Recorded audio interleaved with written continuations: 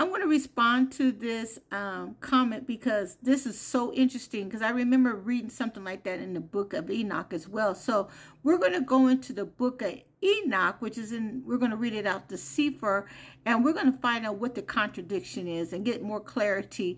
Was it the serpent that beguiled Eve, or was it this angel named Gadreel? We'll find out. So let's look at First Enoch 69, 6-7, and out the Sefer. And the second was named Gadreel. It is who showed the children of men all the blows of death. And he led astray Hawa, Eve, and he showed the weapons of death to the sons of men. So wait, wasn't it the serpent or Satan who deceived Eve? That's what I said earlier.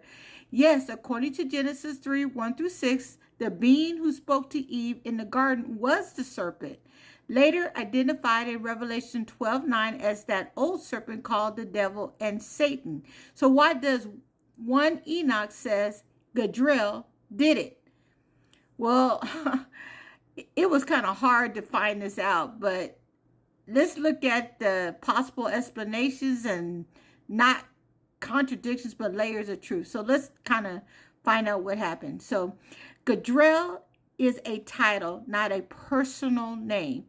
In ancient Hebrew thought, El suffixes meant of Elohim, and some angels had roles or ranks. Gadreel may mean wall of Elohim or helper of Elohim before he fell.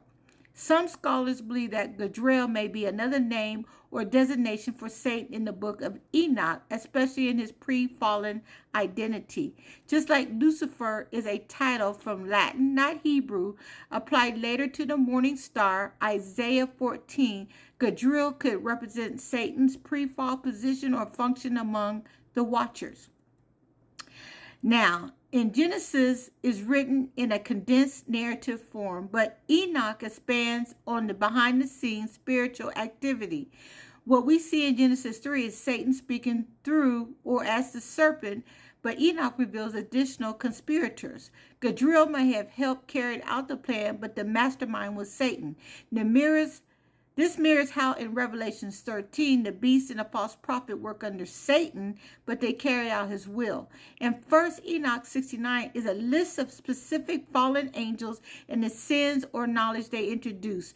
Gadreel's role may have been in implementing deception and not initiating it. Gadreel's equals agent of Satan in the garden. Think of Gadreel as a lieutenant or enforcer, just as Satan uses principalities and powers, as in Ephesians 6:12. He may have used Gadreel to execute the deception of Eve. Satan is the accuser, deceiver, and tempter, but like any corrupt kingdom, he doesn't work alone. Enoch is revealing the hierarchy of rebellion. Gadreel was a key part of it. So who ultimately deceived Eve? The role, voice in the garden, being the serpent Satan, scripture Genesis 3, 1-6. Spiritual identity, that old serpent called the devil and Satan, Revelations 12:9. Agent mentioned in Enoch, Gadreel, 1 Enoch 69:6. And the purpose, spread destruction, deception to mankind, Enoch 69 and Genesis 3. So the answer is Satan is the master deceiver, but Gadreel was part of the conspiracy, likely the agent or instrument used to corrupt Eve. The bigger reveal from Enoch. The book of Enoch doesn't contradict Genesis, it expands on it. It pulls back the veil on how evil infiltrated the earth. It names specific angels like Azazel, Samijah, and Gadreel, who carried out missions of warfare, vanity, sorcery, and deception.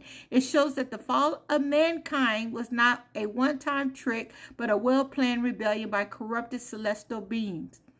So my final thought on this, and I'm glad he made this comment. Gadreel's name being listed in Enoch doesn't replace Satan's identity as the great deceiver. It enhances our understanding of the spiritual warfare that was already at work in Eden.